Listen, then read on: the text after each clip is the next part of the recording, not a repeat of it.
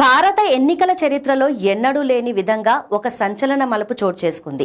ఈవీఎంల పనితీరుపై అనుమానాలు వ్యక్తం చేస్తూ దాఖలైన పిటిషన్పై విచారణ జరిపిన బాంబే హైకోర్టు ఓటింగ్ యంత్రాలను క్షుణ్ణంగా తనిఖీ చేసేందుకు తొలిసారిగా అనుమతించింది. 2024 మహారాష్ట్ర అసెంబ్లీ ఎన్నికల్లో చాందివలి నియోజకవర్గ ఫలితాలపై కాంగ్రెస్ నేత నసీం ఖాన్ చేసిన ఆరోపణల నేపథ్యంలో జస్టిస్ సోమశేఖర్ సుందరేశన్ ఈ చారిత్రాత్మక ఆదేశాలు జారీ చేశారు. సుప్రీంకోర్టు గతంలో ఇచ్చిన మార్గదర్శకాల ప్రకారం ప్రతి అసెంబ్లీ నియోజకవర్గంలోని 5% యంత్రాల మైక్రో కంట్రోలర్ చిప్లను ఇంజనీర్ల సమక్షంలో తనిఖీ చేయనున్నారు.